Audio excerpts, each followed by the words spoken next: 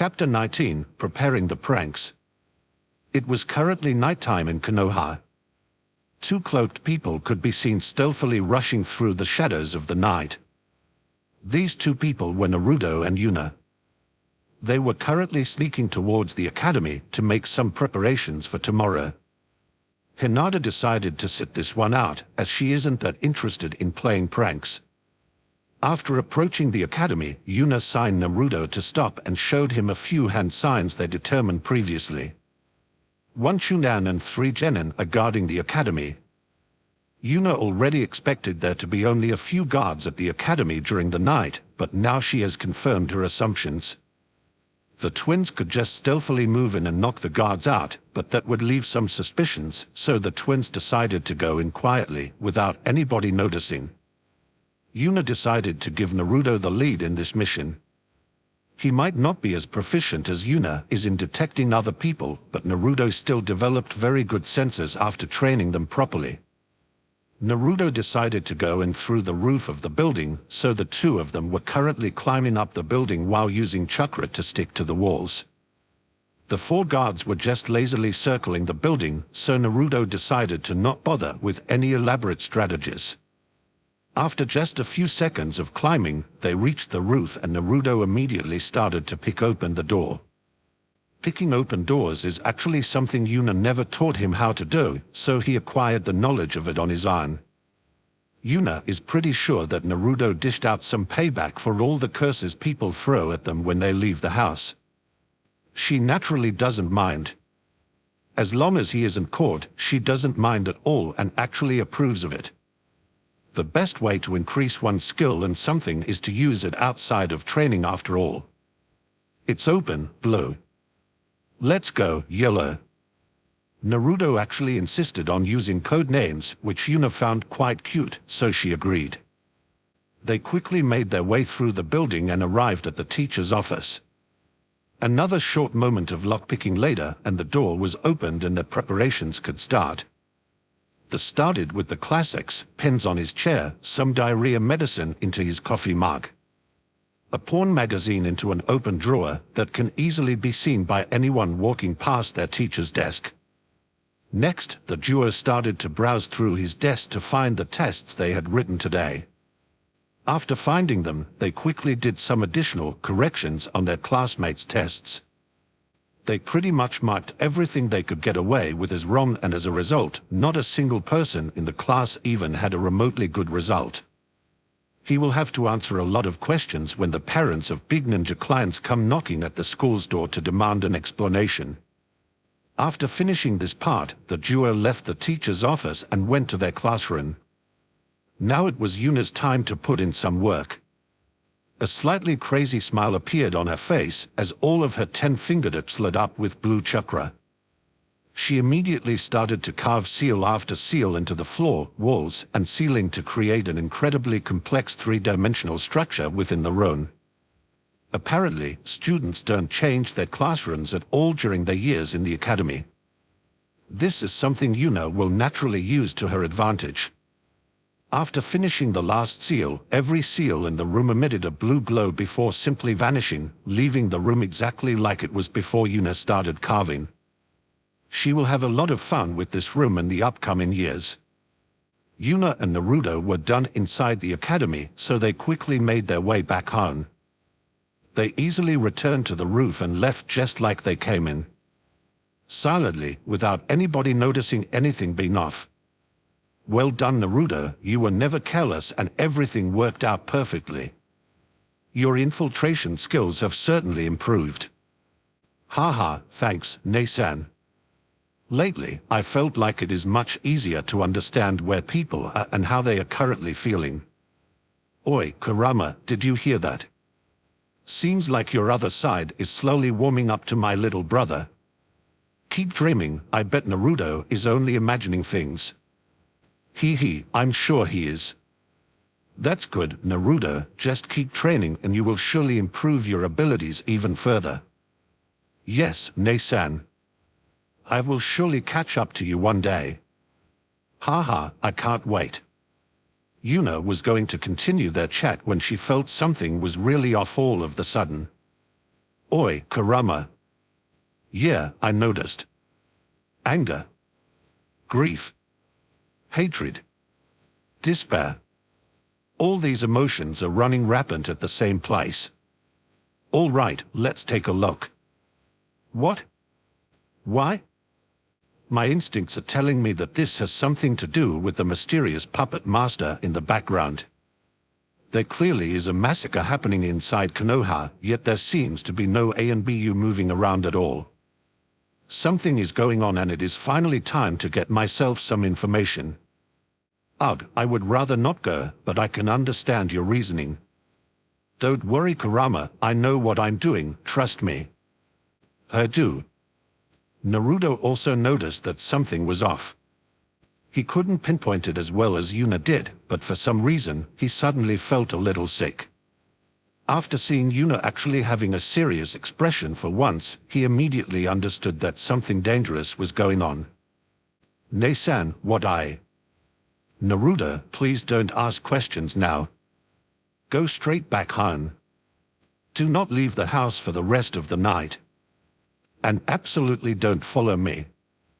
I will return later without a single hair lost and explain the whole situation to you. Do you understand?" Although Naruto certainly understood what Yuna said, he really wanted to go with her. However, seeing her purple eyes that seemed to contain a blazing inferno, he however quickly discarded that idea. Ne-san would occasionally get serious, but that is usually for something silly I did that she doesn't want me to do. At those times she might seem angry, but I can still easily tell that she is just playing around. Now the situation is actually serious for the first time and Ne-san is truly serious for once. Ne-san has always done everything without the slightest mistake. Doubting her at this point is just stupid. She clearly isn't playing around right now. Yes, Ne-san. Good luck.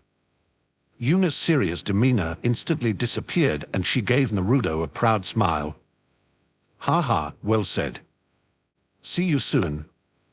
Upon seeing Yuna's smile that was still oozing confidence despite the apparently serious situation, Naruto instantly relaxed a little. Well, it is Ne-san after all. Everything will work out easily. Chapter 20, Doing Some Manipulating. Yuna was currently approaching the site of the incident, but she soon felt that something was off. There are a lot of negative emotions in the air, but I could only feel killing intent at the start. Is it already over? After traveling a few more seconds, Yuna has reached her destination. The Uchiha compound. I wonder what happened in there. I hope those nutjobs finally went crazy and wiped each other out. Oh yeah, I remember your feelings for the Uchiha clan aren't exactly positive. Correct, the only thing I hate more than the Uchiha clan is that Hashirama bastard. Since all the guards were dead, Yuna quickly jumped over the compound wall to see what's happening inside. After approaching the middle of the compound, she saw a man standing on a pole, staring down at a little kid laying on the ground in the middle of the street. The man had red eyes with 3 black tomos surrounding a black dot in the middle of them. The child had similar eyes, but with only a single tomo. So that's the Sharingan, huh? I truly hate those damn eyes. Nai-san, why? Why did you kill everyone? Wahaha, as expected they really wiped each other out. Quickly, Yuna, there are only 2 left. Kill them and the world will finally be free of that plague. Well, I don't really like killing children, so I'll defiantly not kill the small one. As for the big one, that might be a little too difficult for the current me. I'll just give you all my chakra. Easy, right? 1 punch and he will turn into blood mist. Pretty sure I am the one that would turn into blood mist if I try to take all your chakra. No matter how good my control is, if my body is too weak to accept it, then there is nothing I can do. TCH, fine. I don't care about these 2 anyway.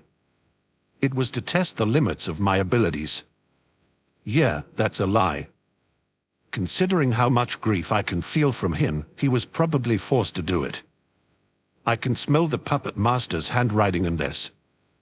You sure he didn't simply go nuts and started killing people? Pretty sure, yeah. Oops, he is leaving. I still need to ask him some questions. What about the brat? What about him? I expected you to help him. Do you want me to help him? Hell, no. Then I won't. I helped Hinata because you didn't care about what I would do in that situation, but now that you don't want me to help, I won't. I see, thanks I guess. Don't worry about it. Oh, he noticed me. Let's see if I can get some information out of him. Meanwhile, Itachi was on his way out of the village. He already knew that he probably won't get over this grief for the rest of his life, but there is nothing he can do about that. He will do everything for the peace of Konoha. Now, he just has to keep living as long as possible and then finally get killed by his little brother, Sasuke. He thought that this should at least redeem some of his sins. While Itachi was still contemplating the situation, he felt a chakra signature approaching him from behind. Why is someone following me? Danzo said there would be no A and BU nearby. Itachi's curiosity got the better of him and he started to wait for whoever was following him. He thought that it couldn't be an A and BU since they wouldn't move alone and considered that it might be someone from Root that wants to give him more information. He was rather surprised when, instead of a Root member, a young girl appeared in front of him with a speed that clearly doesn't match her age. What surprised him even more was that he actually knew who this girl was. Yuna Uzumaki. The bane of both the A and BU and Root. It was already accepted by the higher-ups of Konoha that not failing the mission of following her around Konoha relies 100% on whether she allows you to follow her or not. Of course, the true elite of the A and BU had better things to do and never even tried their luck, Itachi included. Yuna Uzumaki, if I am not wrong. What do you want? Geez, not even telling me your name, how rude. Oh, well, I just saw you slaughter all those people, and I... Before she could finish speaking, a powerful genjutsu was cast on her. Yuna, however, just shrugged it off with Kurama's help. You are seriously rude, you know. At least let me finish speaking. Itachi, however, was truly stunned by what just happened. Did an 8-year-old just shrug off my genjutsu like it was nothing? How is that even remotely possible? Anyway, as I was saying, I basically just want to know who ordered you to do it. Considering how much grief you are feeling over this, your loyalty to him should be pretty much shattered, right? Itachi, however, was still completely dumbfounded. She knows I am grieving about it. But how? Should I just attack her? No, she is one of the Jinchurikis. Killing her would cripple the village. Besides, I really don't want to kill young children if I can prevent it. Since genjutsu doesn't work either, I'll have to trick her with lies. Grief? I am not grieving for my clan. They were just stepping stones for me. Just something to test my abilities on. Yuna, however, didn't bother to even consider what Itachi just said. Yeah, I already heard that lie inside the compound, no need to repeat it. What? She was inside the compound. How could I not have noticed her? No, even more important, why is she not afraid? I just killed a lot of people, but she seems to be completely indifferent to it. Okay, look here, Uchiha, whose name I still don't know. I don't care about your clan, your motives, or even for the person that survived. I only want to know if the person that has ordered you to do it is the same person that is responsible for Naruto and me getting harassed at every step we take. If the answer for that is yes, then I would also like to know how he looks and what he is called. That's all. Itachi's shock got even bigger after hearing that. She even has that figured out. But how? Did she just guess? Shit, can't think too long, I need to deny it quickly before she gets suspicious. It is not the same person. Yuna and Itachi held eye contact for a while before Yuna nodded her head. As expected, so it was the same person. What the hell is even going on? Although Itachi's face was still as indifferent as it has been at the start of the conversation, his mind was pretty much in shambles. What the hell is going on? How did she understand that I was lying? Why is she so confident in her own conclusion? As a trained shinobi, Itachi naturally has tons of experience in reading people and getting information from them. His Sharingan makes this even easier, but right now this led him into a huge trap. He didn't even consider that a little girl could hide her body language from his Sharingan. To be even more precise, he doesn't believe that anyone but the most powerful shinobi could hide their body language from him. Those that rely on powerful tools often don't even consider that their tools might give them false feedback, which means that he fully believed in what Yuna's body language was telling him, making him easy prey for Yuna's manipulations. Itachi had pretty much given up on understanding the situation, so he decided to ask something very important instead. What do you want to do with the information? If Yuna said that she would do something that would harm the village, Itachi would naturally say nothing and report the matter. Isn't that obvious? Some random dude I have never even heard of wants to make my brother's life miserable. I need to gather as much information as I can about him so that I can keep him away from my little brother. What about your own life? What about it? As long as my little brother is fine, then I don't care about anything else. Itachi actually relaxed a little after hearing that. He felt like having Yuna as an enemy would be very dangerous, but as long as she just wants to protect her little brother instead of seeking revenge, then there should be no problem. She is still telling the truth without any falsehood. She is exactly like me. I would also do everything for my little brother. Meeting me like this is clearly dangerous, yet she approached me without a single doubt in her mind just to protect her brother. I guess I can put some trust in her. Danzo Shimoa, one of Konoha's elders. Thank you for that. Now, I at least know who to avoid. Itachi only nodded at her and then used the Shunshin no Jutsu to continue leaving the city. As soon as Itachi left, a vicious sneer appeared on Yuna's face. So, it really was that mummy bastard. I had my suspicions about him since he looks incredibly shady even in books, but now I finally have my confirmation. However, killing one of Konoha's elders won't be easy. I don't even know where he is right now, and even if I knew, I doubt I can assassinate him without being seen right now. Just why did he give you that information? Even I understand that leaking something like this would be incredibly dangerous for the village. Why did he disregard that and give you the information freely? A combination of tricking his senses, abusing his overconfidence, his currently unstable mind, and emotional manipulation by setting us on the same level as people that would do everything to protect their little brother, something that he has undoubtedly just done inside the Uchiha compound. You truly are the devil, aren't you? Haha, no need to praise me. I actually found manipulating him like that rather fun, Tilda. Not sure why you thought that was a compliment, and I'm pretty sure that makes it even worse. Oh well, let's return home. It is finally the time to lift your seal and introduce Naruto to you. Are you really sure about that? Didn't you fear that his mind will get some damage if you told him too early? Yes, I said that, but Naruto has shown me how far he has grown today, and he can take the news now. It is sweet of you to care about Naruto's mental health. Like I would care about that. Additionally, it is a good moment for him to meet his parents again, don't you think so? Still don't care? Yeah. Chapter 21, Meeting Kurama. After a few more minutes, Yuna got back to her home, but as soon as she opened the door, a yellow-orange blur tackled her. Naruto was just about to get loud when Yuna shut his mouth with her hand and pointed in the direction of Hinata's room. Naruto nodded and quietly let go of Yuna. The twins silently moved through the flat and entered Yuna's room, and as soon as the door closed, Yuna activated the room seals to block outsiders from hearing what is being said inside.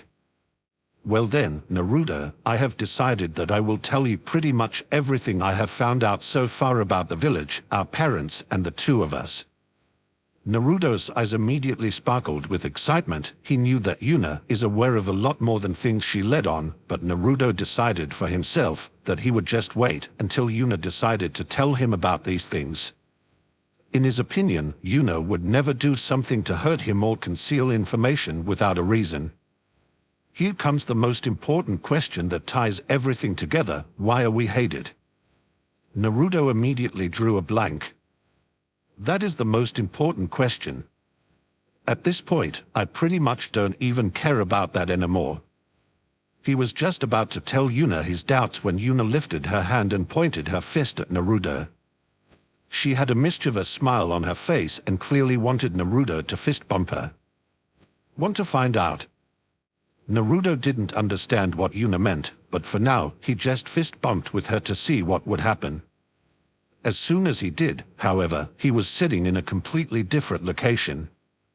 Behind him was a dreary-looking sewer, while in front of him was a vast sprawling forest with huge glacier as a backdrop. Where are we, Ne-san? This is a representation of our inner world. People usually call it the Minscape.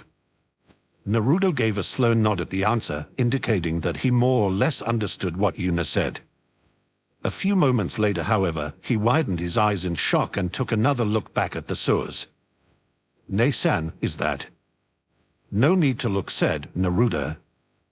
They always look like that at first.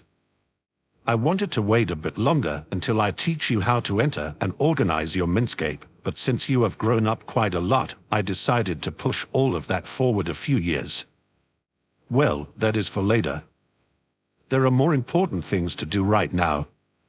Follow me. Naruto had a happy smile on his face after being praised by Yuna and immediately followed her into the forest. After walking for a short while, they reached a huge clearing with a giant lake in the middle of it. Next to the lake was a huge cage with an equally monstrous orange-red fox inside of it. He was currently laying down on his belly while his chin rested on his two folded front paws. He looked at Naruto with some curiosity in his eyes. He really wondered how Naruto would take the information. After seeing the giant fox, Naruto became completely gobsmacked and stopped walking forwards. Yuna saw his expression and couldn't help but chuckle a little. Here he is. Let me introduce you, the night-owled fox. The Kyuubi. As for his real name, well, he has to tell you himself. Kyuubi, meet my little brother Naruto. No real reason to introduce him when I have seen him through your eyes for the last 8 years, is there? Oh well, call me Kyuubi for now. Nice to meet you, I guess. Kurama has actually significantly calmed down in the last 8 years. All the bantering with Yuna caused Kurama's mood to improve and lessen the hatred he had for most humans. Combine that with the fact that he has grown slightly fond of the ball of sunshine that is Naruto, Kurama actually managed to give a normal greeting. Naruto, however, was still frozen in place. His mouth and eyes were still wide open, while his mind went into overdrive. Although Naruto was never much of a thinker, he can still connect some dots if you give him enough clues. The Kyuubi is in Ne-san's Minscape. Why? Wait, I read about something called Jinchuriki. Is Ne-san the Kyuubi's container? Is that also why people call us demon twins? No, that's stupid. Even if the Kyuubi is sealed inside Ne-san, she is just the container, not the Kyuubi herself. No wait, Ne-san always wants us to hide our strength. Is someone plotting against us and Ne-san doesn't want that person to know our strength? Is that person the one that is spreading false rumors to people so they would hate us? That is possible. Why is it demon twins though? Do I also have something sealed inside me? Maybe we both have part of the Kyuubi inside us. Is that possible? No clue. If it was just sealed into Ne-san, however, she would have told me about it earlier. She knows I wouldn't care about that. Whatever, Ne-san said she will explain everything to me, so I just have to wait. Naruto started up from his thoughts and noticed two pairs of eyes looking at him and waiting for him to finish. Are you done thinking, Naruto? Asterisk cough asterisk, yeah, I'm done. I am surprised you are not angry. Naruto only tilted his head in confusion. Why would I be angry? Well, there is a lot of nonsense and rumors about the Kyuubi, but he is the one that killed our parents. Naruto immediately widened his eyes in surprise. At first, anger flashed through him that, however, was quickly replaced by sadness which, again, was overwhelmed by anger. Yuna had clearly forgiven the Kyuubi, so for now Naruto wanted to hear the whole story. Yuna had always taught him the importance of looking at something from every perspective. Although he could feel anger bubble up inside of him every time he looked at the Kyuubi, he also wanted to listen to what Yuna taught him. Naruto took a deep breath to, at least somewhat, calm his nerves and then looked at the Kyuubi. Are you really the one who killed our parents? Yes. In Kurama's opinion, there was no need to dance around it. No matter the circumstances, he was definitely the one who killed them. Naruto could already feel the anger in him rise even higher, but for now, he pushed it down.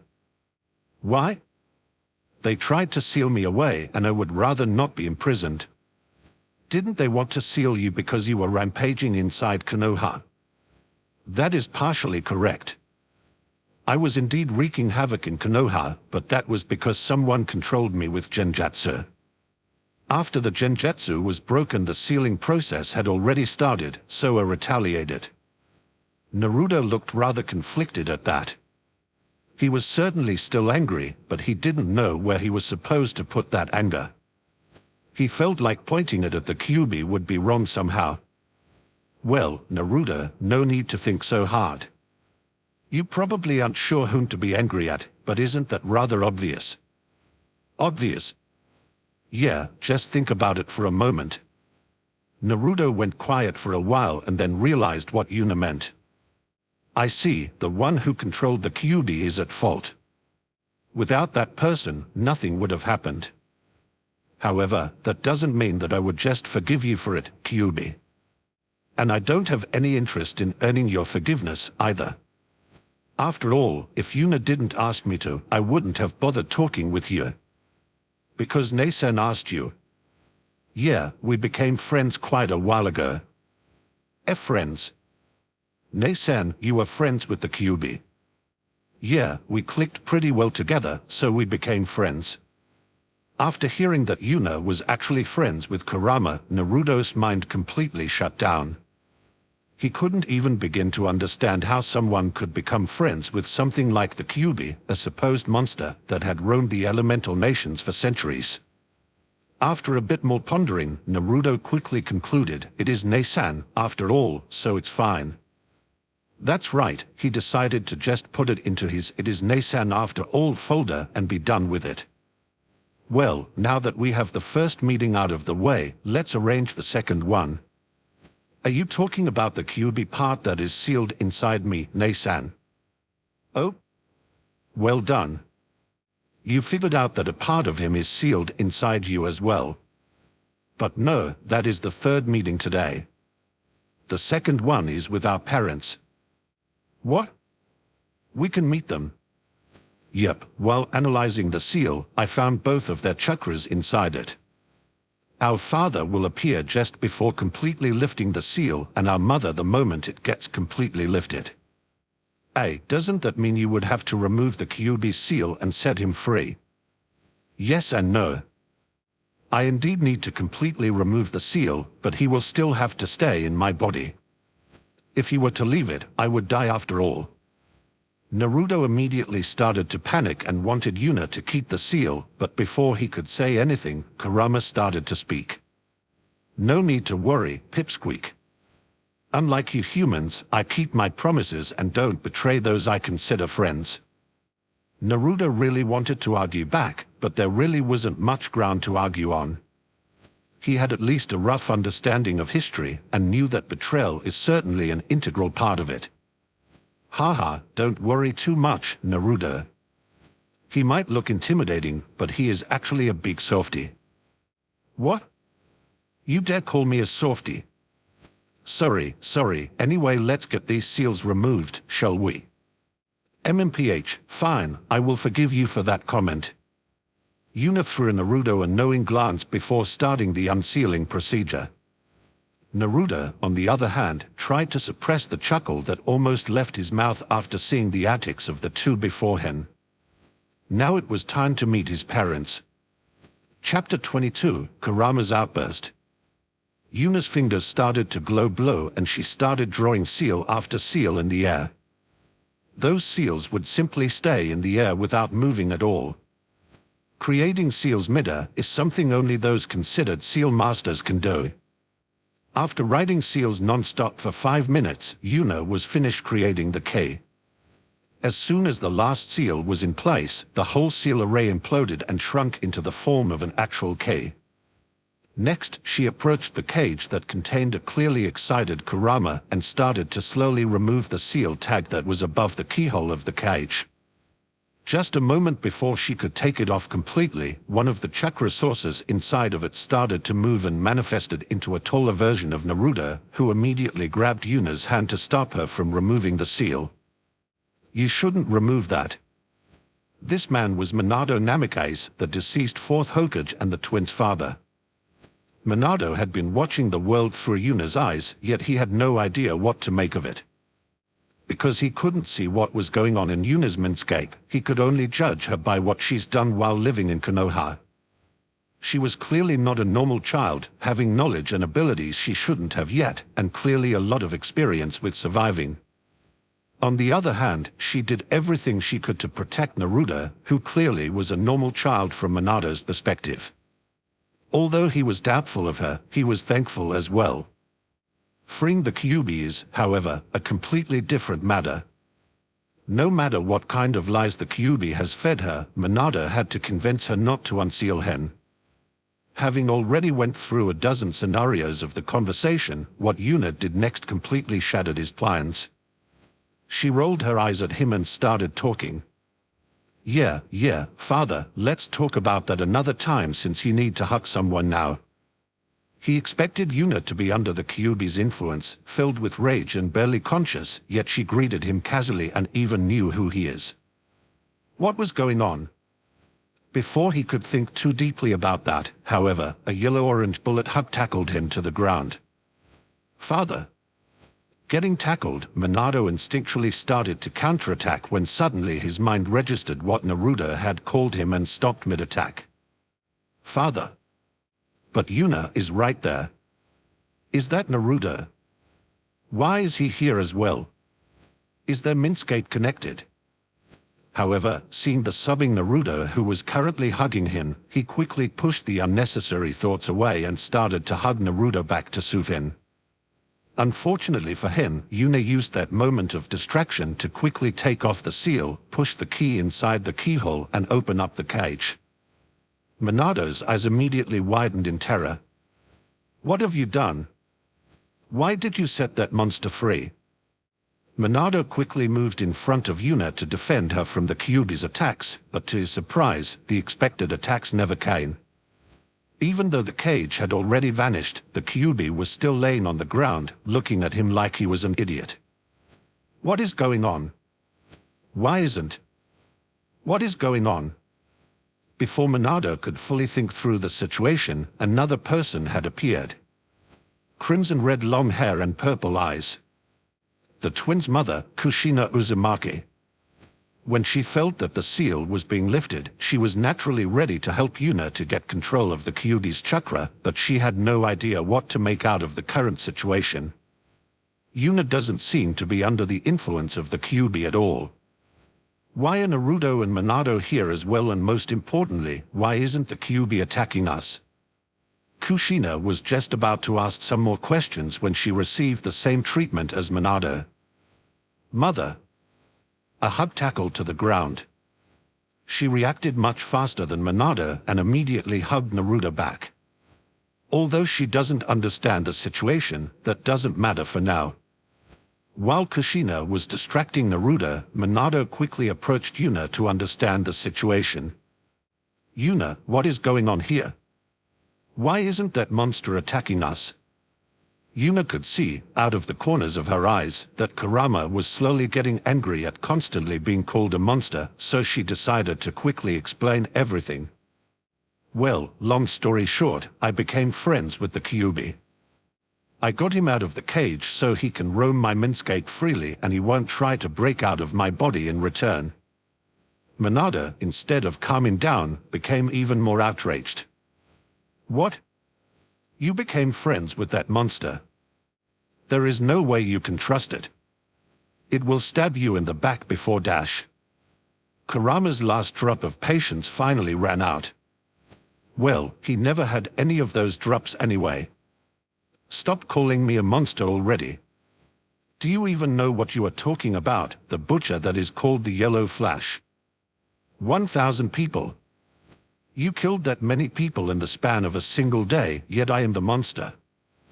Minado was about to interject with his own words, but Kurama wasn't done yet. Madara, that bastard, hunted me down, enslaved me with those disgusting eyes of his, and then forced me to fight in his retarded lover's quarrel with Hashirama, yet I am the monster. That Hashirama bastard hunted down not only me, but also all of my siblings, imprisoned us, and then gave us away as presents for the other villagers, yet I am the monster. As soon as I get another chance to finally be free, yet another person arrives and forces me to fight. Do you truly think I give a damn about your shitty little village? Another 200 years later, and it will be gone anyway, destroyed by the greed of other humans, like every one of the civilizations you have managed to create so far. I have been imprisoned for over 50 years now. In those years not a single word was spoken to me. Yuna was the first person who talked with me normally in centuries, and so we became friends. I thought I could stand your presence for Yuna's sake, but I really can't take it anymore. Without saying another word, Kurama turned around and left for the forest, leaving a rather awkward silence behind. ***, you made him angry. It will take me a while to calm him down. The first one to get out of their stupor was Minado. Was that true? I mean, what it said. First of all, he, not it, and I am pretty sure you can answer this yourself. He didn't exactly tell you any secrets. Look at Konoha's history and you will know the truth. Minado winced upon hearing this. He never bothered to think too deeply about how the Bijis are treated, but now that he heard it from another perspective, it really was messed up. He can't even argue against it, since it is literally written in Konoha's history books like that. He probably doesn't care about that, but I hope you can tell him that I would like to apologize for calling him a monster. Sure. He will probably pretend to not care about it, but will secretly be happy you apologized. You sure seem to know him well, huh? Ha, I do. However, enough with the pleasantries. I believe we need to talk about something. Just the two of us. Minado's face grew serious after hearing Yuna's comment. Indeed, I want to know who the person in front of me really is. It seems like she is willing to tell me. That is good. Kushina, Naruto, I need to discuss something in private with Yuna. Although Kushina knew what Minado wanted to discuss with Yuna, she would rather spend some more time with her children instead of wasting time discussing serious matters. She was just about to start scolding Minado when Naruto hugged her even harder. Don't worry, Ka-san. If it is Ne-san, she will have a reason for talking in private. There really isn't much Kushina can say about that. Naruto seems to trust her completely, and from what she has seen so far, there was no reason to put any doubt in her either. Fine, then I will just stay with you. Naruto only nodded while enjoying the time with his mother. What no one noticed, however, was that after seeing Kurama's outburst, Naruto made a certain resolve for himself. I will definitely become his friend. Meanwhile, Minado and Yuna were walking into the forest and stopped after being out of hearing range. So, tell me, Yuna, who are you? Chapter 23, Who are you? Who are you? Minado had a serious expression on his face. It was rather obvious that he didn't believe for a moment that Yuna was actually his daughter. Haha, no need to be all serious with me. Let me show you. Yuna's body started transforming, she grew bigger and more mature. Her hair became ice blue while her eyes got the same color. Her beauty reached a whole different level and she had the demeanor of someone important without even trying. This is how I originally looked like in my past life, but you can still call me Yuna. Although Minato was stunned by the sudden transformation, he quickly got his wits back after hearing her sentence. Past life? As in, you have memories from your previous life. Indeed. A life without chakra, but other energies instead. Even if I had no experience in using chakra, you probably saw that my experience helped me quite a lot with surviving. Yes, I certainly saw that, and I am thankful that you protected Naruto all the time, but I still haven't asked you the most important question yet. Yuna only nodded in understanding. She pretty much knew what question Minato would ask. If she was in his shoes, she would ask the same thing, after all. What happened to my daughter? While asking that question, he lowered his stance and clearly made himself ready to attack. Yuna, however, was unbothered. She was still relaxed and didn't show any tension at all. Nothing. Nothing. You will need to tell me a bit more than that before I can understand the situation. Okay. How should I put it? Your daughter never existed in the first place. I am an anomaly in this world. With me being here, Kushina birthed twins. If I wasn't here, Naruto would have been an only child. Why are you so sure about that? Before we were born, a certain fate wanted to attach itself to Naruto and me. I tried to push it away and it worked out easily. That fate was clearly not meant for me, that is why I think that I am not supposed to be here. Minato, however, didn't answer her. He was staring at Yuna in complete and utter shock. Isn't he reacting a little too much to this? I guess it is pretty surprising, but he is clearly overreacting. So, Naruto really is the child of prophecy. Yuna almost coughed up some blood after hearing that. She hated prophecies and now her little brother was somehow caught in one. Whatever you do, please don't bother telling me about it. I have no interest in something that is this unreliable. Unreliable? Why do you think they are unreliable? I don't think they are unreliable. I know they are. Nothing good has ever come from trying to follow a prophecy. Just make sure you live your own life well. There is no need to hunt down any prophecy. I admit that I am rather happy to hear that. I would rather not have something force Naruto to become some kind of hero. Indeed, who wants to become a hero anyway? That is way too much trouble. Haha, indeed. After I became Konoha's hero, just walking around the village became more and more annoying. After thinking of the village, Minato's face yet again turned serious. What do you plan to do with the village? The village? Nothing.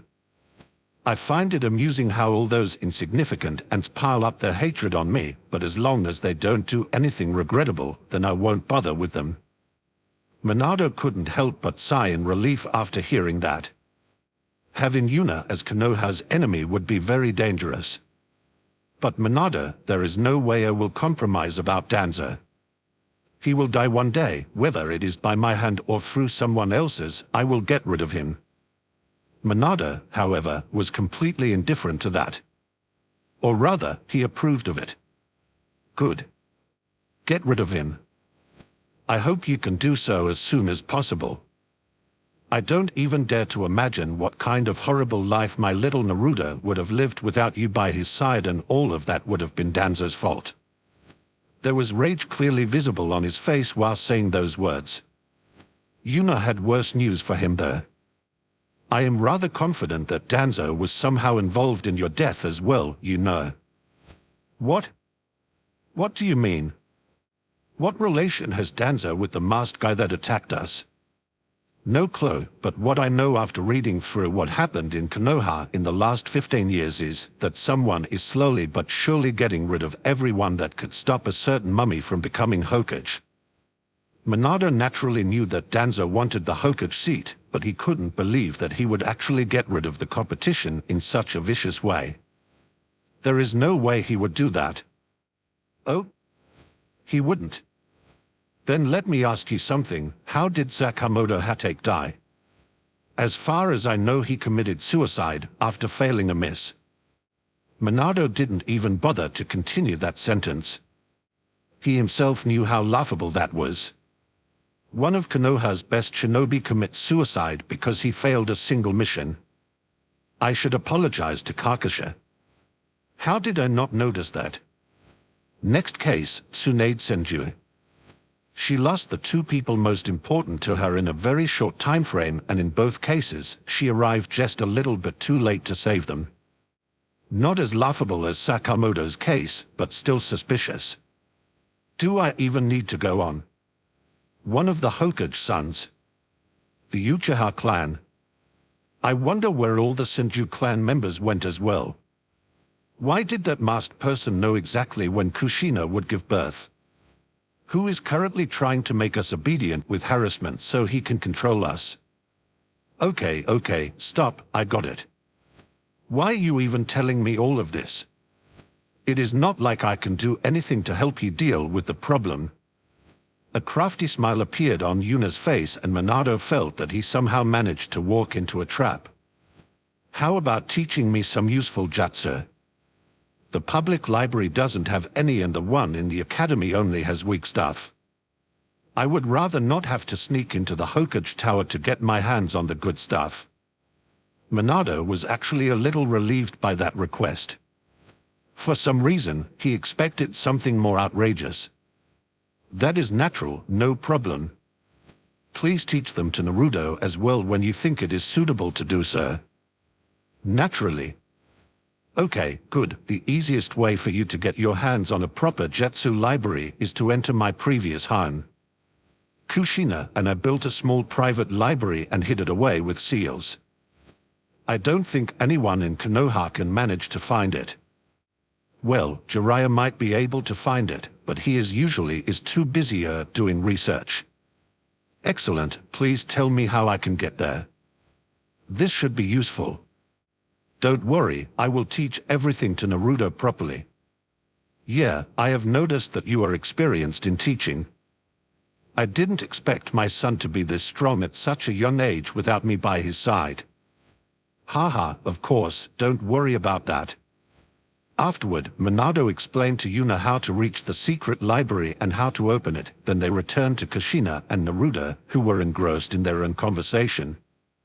While approaching them and hearing their conversation, Yuna only had a single thought: I really hope that verbal tick doesn't stay with Naruto permanently. Chapter 24, Meeting Kurama again.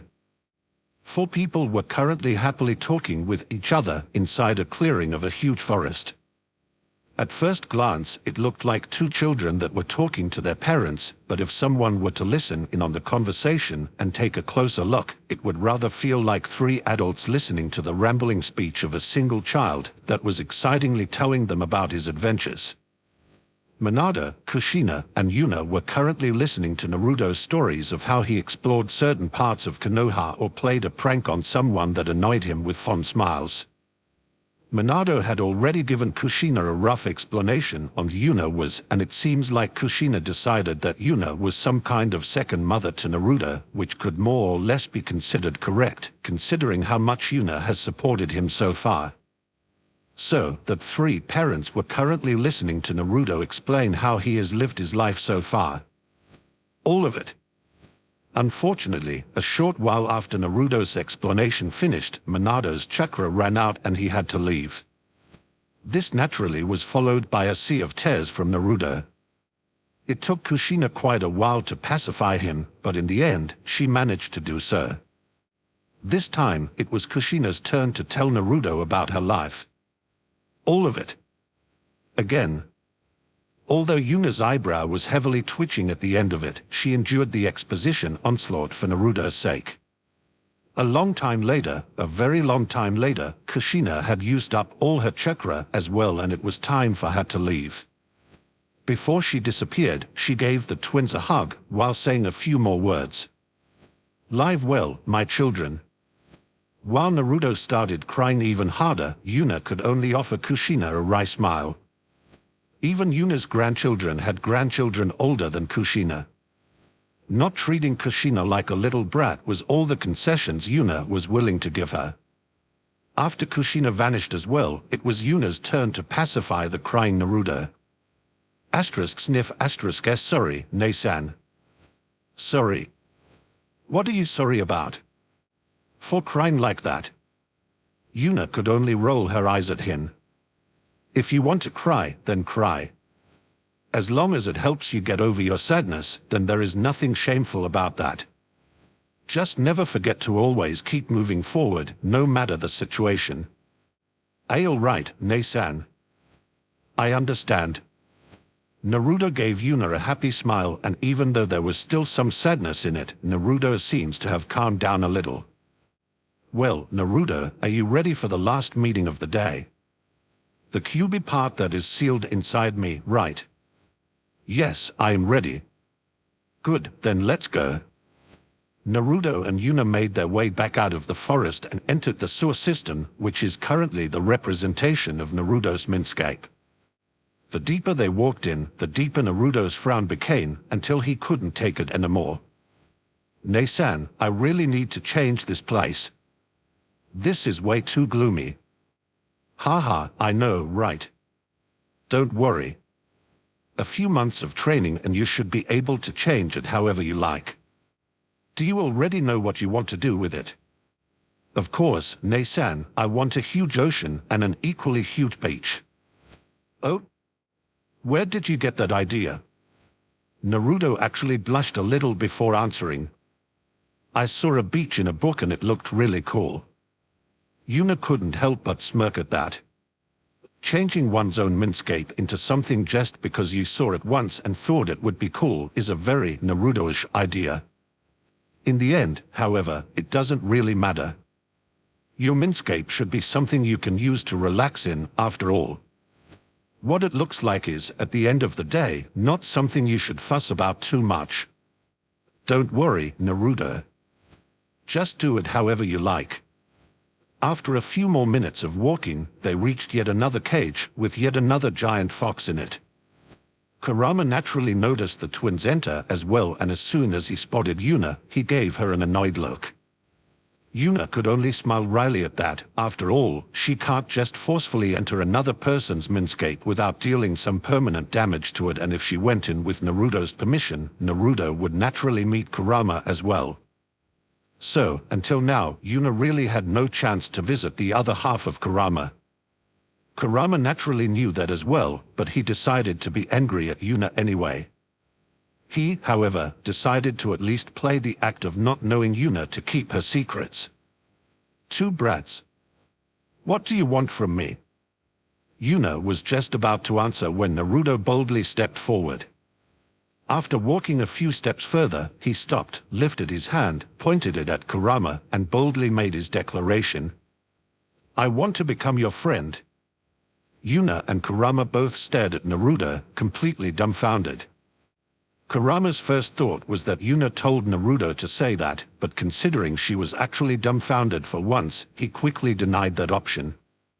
He usually would have started to throw curses at Naruto, but Kurama was still a little confused about the current situation, so he asked a question instead. Why? Because your other half said that it was really boring to be sealed away for all those years. Even if I can't let you out of my body, I at least don't want you to be bored all the time. Your other half can see through Nei-san's eyes. I bet if I try really hard, I can let you see through mine as well.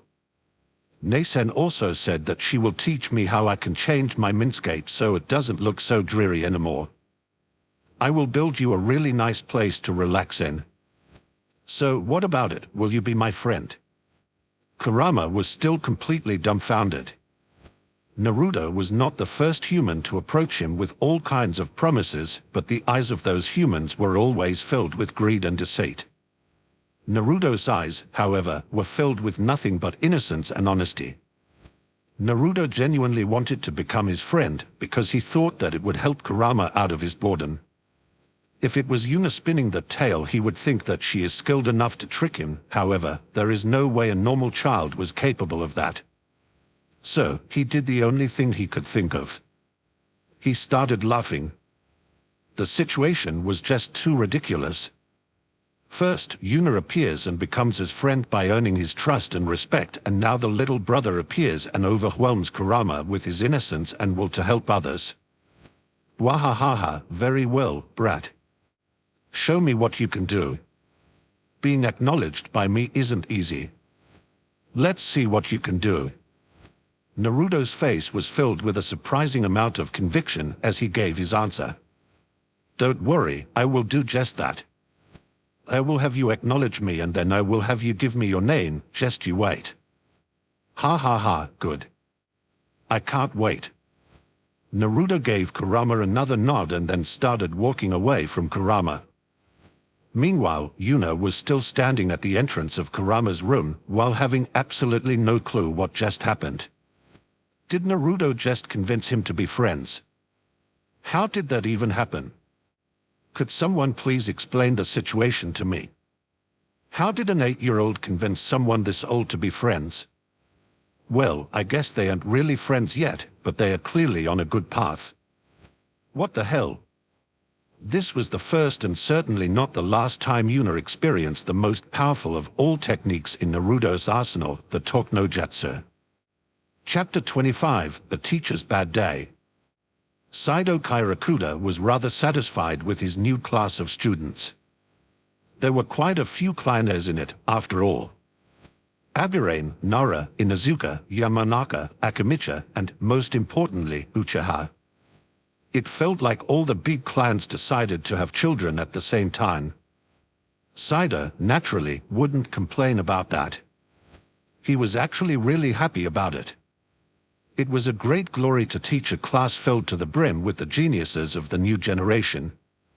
20 years in the future, when all these people made it to the top of their respective clans, he will get a lot of bragging rights. Unfortunately, with the good also comes the bad. He actually has both the demons and their little follower in his class. When he first saw that these two would be in his class, he became rather disgusted by it. He didn't want anything to do with the damn demons, after all. This quickly changed, however, when one of his acquaintances said that he would pay him money if he harassed the demons during class. How could he not agree to that? It clearly was a win-win situation for him. Saido couldn't help but chuckle in glee when thinking about the test he would return today. It was an incredibly easy test, and as he had expected, everyone easily got a passing mark. That, of course, excludes the two demons whose test he changed with a genjutsu. Both of them got 0 points, which was obviously something he was going to mock them for. As soon as he entered the teacher's office, he felt like there was a rather weird atmosphere, but he decided to not let it bother him too much. He was just about to greet one of his female colleagues when her eyes snapped towards him and disgust filled her face. Damn pervert. She said these 2 words and then walked away to her classroom. Saido, naturally, had no idea why he was insulted like this and noted down for himself to find out what exactly that was about. He was just about to sit down on his seat when he noticed the cover page of a certain magazine poking out of his desk. With a speed that might even shock the yellow flash, he closed the cupboard and quickly glanced around the room. There were quite a few eyes that were filled with scorn currently pointed at him, and he couldn't help but have his whole head turn red in a combination of anger and embarrassment. Who the hell put that magazine there? This can't be mine, since my copy is safely, ***, since there is no way I would read something like this. Is someone playing a prank on me? Shit, it will take a while to restore my good name after this. There was nothing he could do about it right now, so he decided not to be bothered by it and deal with it later. He was already determined to bring whoever played this prank on him to justice. Unfortunately for him, he was paying too much attention to the magazine incident and didn't notice the pens that were spread all over his chair. As soon as Saido sat down, he shot up again with a howl of pain. Something that earned him even more weird looks from his colleagues. Who knows what kind of weird ideas they were having at this point.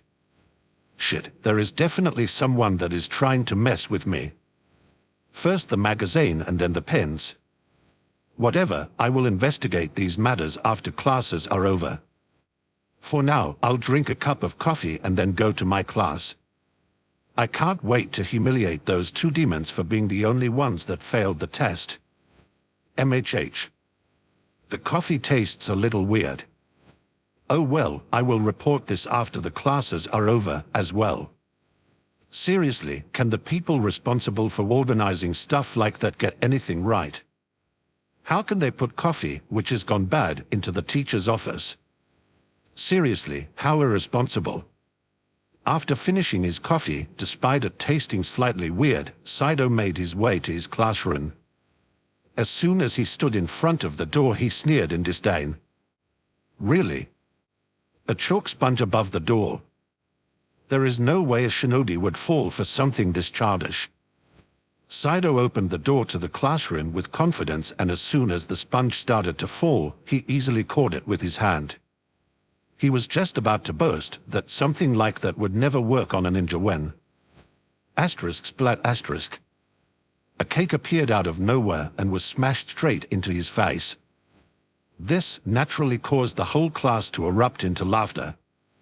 Seeing someone confidently catch a prank just to be hit by a cake moments later was too hilarious for most people not to laugh at. Saido, on the other hand, was enraged. He saw the whole class laugh at him and he felt like his authority was completely shattered. He felt like from this moment on, these children won't respect him anymore. He needed to get his authority back as fast as possible. He needs to find the culprit. Fast. Silence. Who did this? Unfortunately for him, the only answer he got was silence. It was not like the students wanted to protect the one who played the prank. The problem was that they had no idea who did it. The chalk sponge seemed to have appeared out of nowhere, while the cake seemed to have done so as well. Even if they wanted to name a culprit, they truly had no idea who did it. Saido also noticed that no one seemed to know anything and could only gnash his teeth in anger. He tried to clean his face as well as he could and then started class. Anyway, I have already graded your tests and I have to say, I am rather disappointed in a few of you. If you can't even pass a test as simple as this, then you truly are not fit to be a shinobi. If you fail a test as simple as this, then you might as well quit trying to be a shinobi right here and now. These words got quite a few people curious. Most of them had the same thoughts: who could actually fail a test this simple? Yuna and Naruto, on the other hand, almost burst out into laughter. They thought that their meddling with the tests could cause some problems for their teacher, but this went far beyond what they expected. After the twins' corrections, there was not a single person that actually passed the test. That meant that their teacher just declared that everyone in this classroom shouldn't bother even attempting to become a shinobi. Saido has just finished handing back the tests when he felt something grumbling inside his stomach. He quickly made some excuses so he could leave the class and then quickly left to find a bathroom. He didn't even notice the faces of his students that realized that their teacher just told every single person in the class that they are not fit to be a shinobi. Chapter 26, Ice. The next few weeks really couldn't have gone any worse for Saido Kairakuda. The day after he returned the test, a horde of angry parents arrived at school, demanding an explanation as to why he told their children to stop becoming shinobis. Worst of all was that there were quite a few jonin in that group, which almost caused Saido to faint out of fear. He didn't even know what he was supposed to say. He didn't remember saying something like that at all. It took him almost an hour to finally understand the whole story, and when he did, he almost coughed out blood. Telling the heirs of 5B clans that they should stop becoming shinobi certainly wasn't a good thing. He already felt quite lucky that he didn't kill himself with a few kunai in his back last night. It took him a long time and a lot of begging until he managed to pacify the client heads and convince them that someone was trying to mess with him. If someone were to ask him what the worst part of the last few weeks was, he would only answer with a single word: cake. Every time he enters the class, a cake hits him in the face. He comes in while ducking. Cake. He opens the door, steps into the room, and then immediately jumps to the side. Cake. He jumps in through the window. Cake. For once, he didn't get hit when entering the class and sits down on his seat. Cake. He was completely bewildered by it. He just couldn't get his head around how someone could predict his way of entry perfectly every day. He, of course, didn't understand that Yuna was the one controlling everything inside the classroom with the seal array she set up after her first day at the academy. Yuna, naturally, had a goal in mind. Whenever Saido threw an insult at either Naruto, Hinata, or herself, he would be hit by a cake the very next day. She wondered if she could condition him to have an urge to wash his face the moment he insults the trio. Or maybe something along the lines of wanting to eat a cake whenever he insulted them. Yuna, on the other hand, had already lost interest in the academy. The last few weeks pretty much consisted of only loyalty classes to make sure everyone is willing to fight to the death for Konoha. Yuna didn't condemn them for this.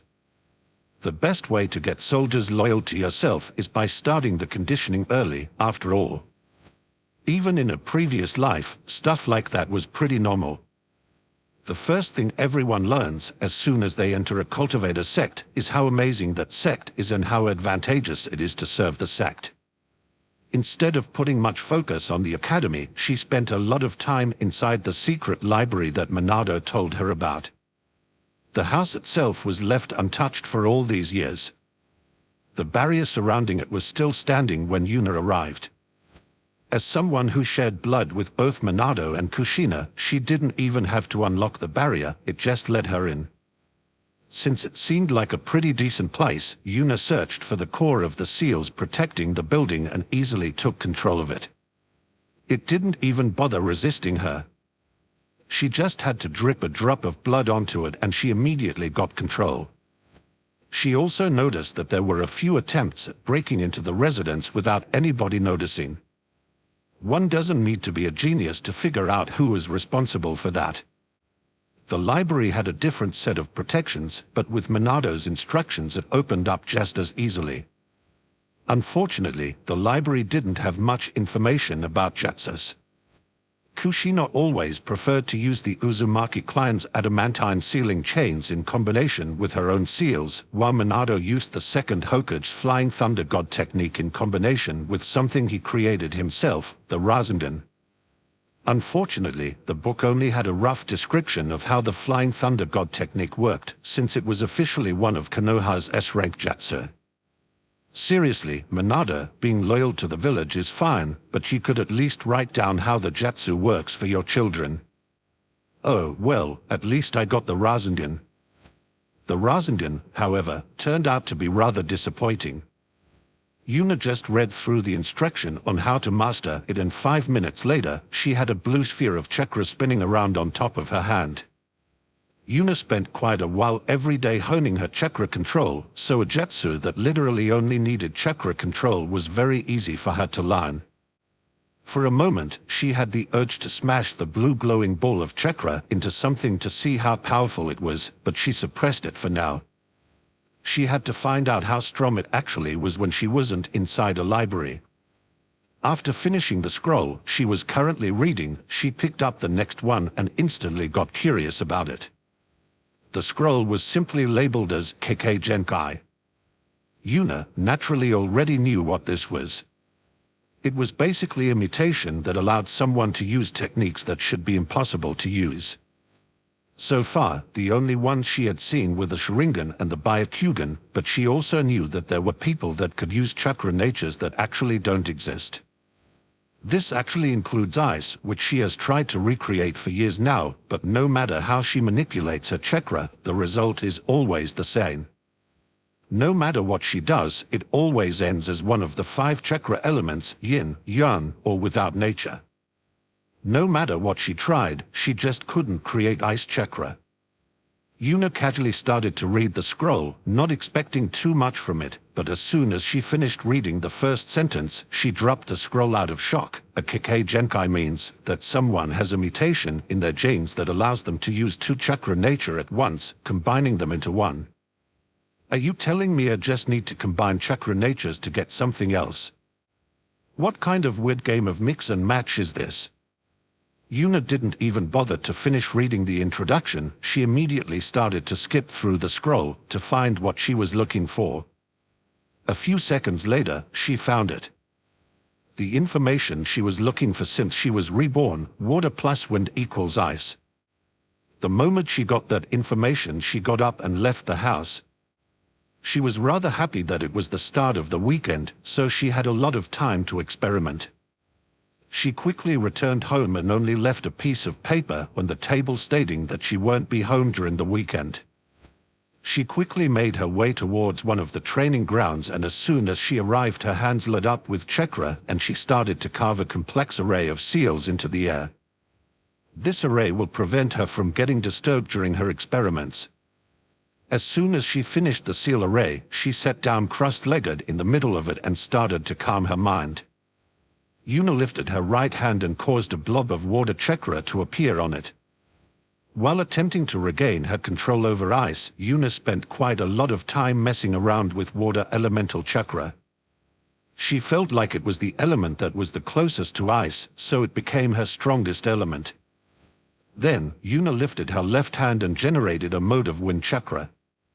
Although she wasn't as proficient with it as with water chakra, it was still her second best element simply because fire, earth, and lighting don't really fit into her image of ice. Then she lifted both her hands and started to slowly push the two chakra types into each other. The reactions were just as she expected them to be. The two chakra natures repelled each other, making it seemingly impossible to fuse them. Yuna, however, didn't mind that at all. The first step towards doing the impossible is always a complete failure. If it wasn't, people might think that it was possible to do it, after all. For a split second, a smile filled with insanity and pure glee appeared on Yuna's face, just to disappear and be replaced with an emotionless face that only showed deep concentration. Finally, a path to regain control over my ice.